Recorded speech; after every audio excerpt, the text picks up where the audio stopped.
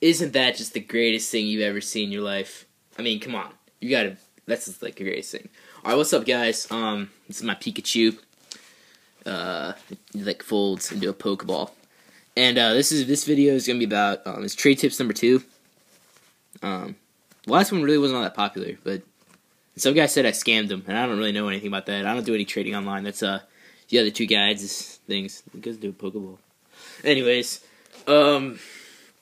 so this number 2 is based on it's called predicting the format. And basically what it is you pick up cards that are going to be good within like a month, and you pick them up at like a couple bucks a piece.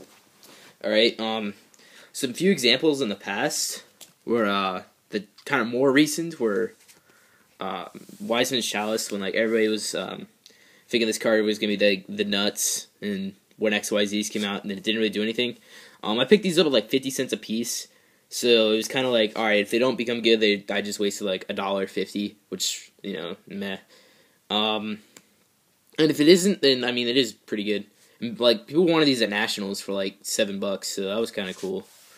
But that's one of the things. That's like one of the things of predicting the format. It's even better when you are like the only person that knows what is going to be good. Some other examples in the past were Phoenix Wing Blast. This was in a Perfect Circle Monarchs, which was like a long time ago. I don't know if even a lot of you guys were playing back then, but that deck was like 3 Rises, 3 Wing Blasts, and you ran like a Destiny Hero engine, and you just abused the crap out of Disc Commander. But its win condition was like, it was control, and it was when it won very well. It was like Sabres. When Sabres won, they won very well. Where like your opponent was like spun back like 4 turns, and you had like 6 cards in hand. And now here's some cards like right now that I have been picking up, and I think they're gonna be really good. And I'm picking up at like $2, trading a bunch of $2 cards I have, so I don't really care if they don't become good. I showed this I think in the last video. Wind Up Hunter. Everybody's thinking wind ups are gonna be pretty nutty, and I think the next gonna be pretty nutty too. I mean, like the only thing that has bad against them is Dark World, and that's not even popular. And if that does become popular, then people are just gonna switch to something else, and then then they get crapped on, and then people switch back to this. I don't know. Maybe they might have side deck like Shadow and Prison Mirror or something like that. Whatever. Anyways, but I have me and Cisco. We have like 7 of these now, and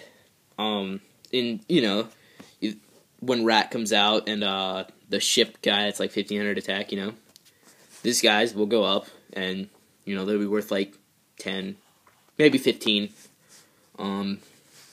And if the deck wins, I mean, these will shoot up. Not like Dark Strike Fighter, but like that was a Superman was like 60. But these probably the most is 20, I think, but it wouldn't go up to 20, I don't think. But yeah, $2 to 15 is $13 plus. I think that's pretty good. You can do these with other bigger cards. I'm just showing you a bunch of rares. I'm saying like how like things like Phoenix Wing Blast that went from like a $2 rare, or actually $1 rare to like an $8 rare. You do a bunch of $6 pluses, and then you use my concept of last time of where you make 100 trades plusing $1. And then the last one you can pick up is this might be kind of good. It's Heart of Clearwater. Insectors are gonna probably use this. If you're going to the YCS, you could probably get these for like some crazy amount, like $10. I can say like Heroes Row 2. That card went for like $10 one time at like 2010 Nationals. There's people like wanted it. People are always last minute, and this is a common from like LOD. Nobody has LOD, but and if you don't know what this does, it's Heart of Clearwater. You can probably Google it, but what it is you attach it to the your Dragonfly or Damsel, whatever, and then it becomes undestroyable, cannot be destroyed by battle. And if they heavy storm or must see this is gone. But even better, if you attach it to your Centipede, it dies, and it's a free Rhoda, or it's a make your Damsel a Spirit Reaper. So that's really good.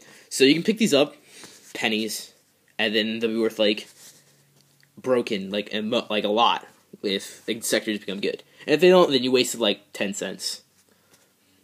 not the biggest deal. So there's some few examples, or about 4 examples. Sometimes it's kind of hit and miss. Things like dueling work now are pretty popular, so you can easily see if the deck's gonna be really good. So I'm gonna end this with my Pikachu. He's a really smiley face, and if you don't like this video, he'll cry. So on that note, I'll see you guys later. Happy trading. These Saturdays, you got your locals coming up. Maybe you might pick something up. Alright, see you guys. Peace.